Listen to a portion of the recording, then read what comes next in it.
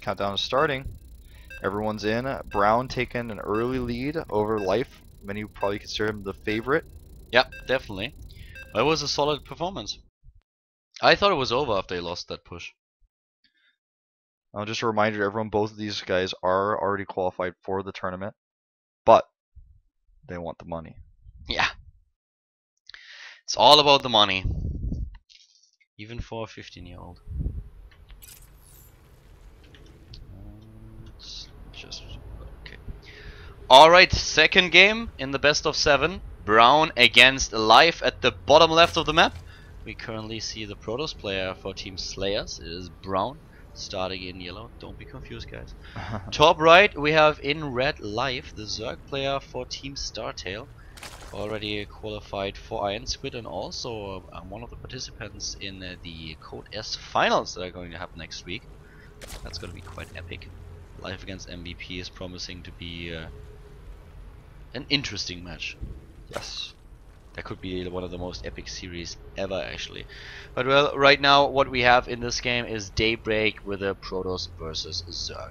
The oversupply once more for Life, whereas at the bottom left you can see the forward pylon built by Brown. The last game was a pretty decent push by Brown, but the War Prison, that was key. That Life was able to take down the War Prison, that saved him against the Immortal push.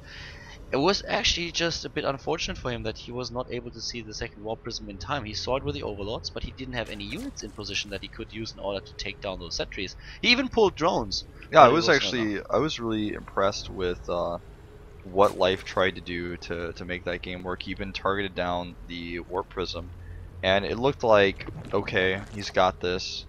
Brown is in trouble, and Brown, even though he was spotted with his Warp Prism with the Overlords, the units were already walking across the map to put pressure on Brown to make sure he couldn't take a third base. So his units were way out of position. He pulled the drones even to try to stop it, but it just was not enough. That was a really intense game that Life had an advantage in, but was not able to keep it.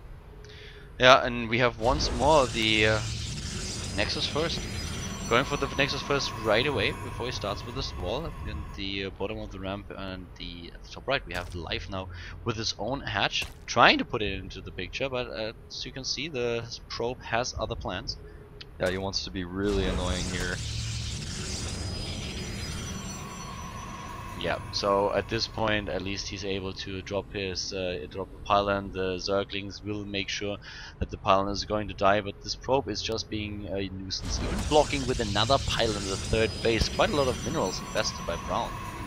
Yeah, but I think it's well worth it, especially considering that the first pylon will have to be killed before the second one can be killed, so he can just cancel the second one. And actually, is he going to cancel it? I guess not. I don't think he canceled that. Oh yeah, he did. So he'll now make both hatcheries, but it was significantly delayed. 2 more lings actually. He's going up to 10. Oh, okay. So I looked at that, but the worst possible time was actually going to 8. Promise I'm not that terrible at math. But he may try to break through here again. That's why the probe is camping out. We saw this happen last game. Yeah, and then the block at the choke point, which was quite well done. But at this rate, of course, what Life has to do is get his economy going, get scouting information. It's a similar situation that you face on this map if you compare it to Ohana. You need those scouting information to know if there's a third base coming, what exactly is happening. And yeah, he's trying to take down the Harvester, moves back. That's still kind of worth it. If you are able to take down a probe, that is okay. Now the cancel on the pylon already, and another probe in the gap, which ensures that those Zerglings won't be able to run by. The probe is still alive. Yeah, he's so annoying.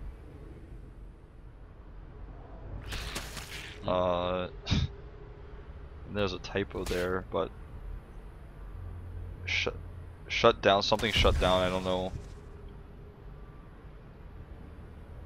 I don't know what they're talking about, to be honest. But whatever it is, the Zerglings were able to take down the Harvester, and this is the most important part here. Double evolution chamber now being double gas being taken. He needs to go back in order to take down the probe, which is a bit annoying, but that's the second one that he took out.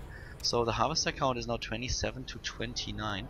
And what exactly is Brown going to do? His +1 has been started. He started his warp gate technology, just waiting here for the pylon to finish.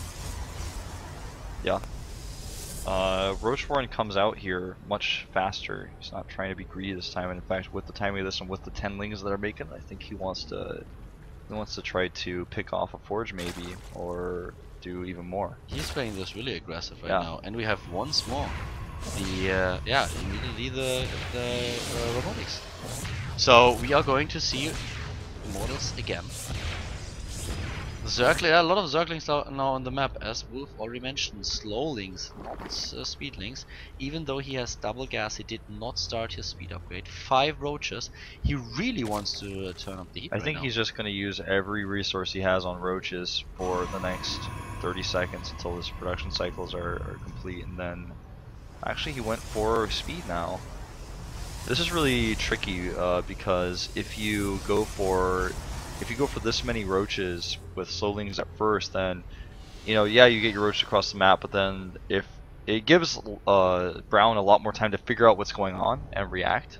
You can make more cannons. Nah, not really. You can't attack with the slowlings. You have to have the roaches. Slowlings will just die and be force fielded, and the speed upgrade will hit so that the reinforcements. Yeah, I just mean that when you do this variation of the build, yeah, you have to wait a lot longer. And so if Brown for some reason sends a probe out, that's the fastest you can have the roaches out there.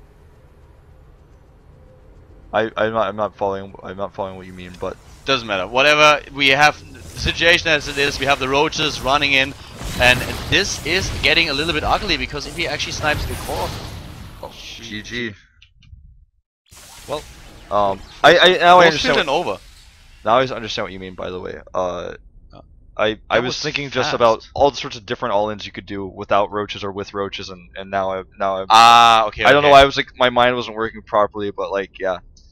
Like if you went for a baneling attack or like really fast pool or something, that type of attack. But this type of attack is a little bit riskier because you have time to spot. Yeah, that's the fastest possible roach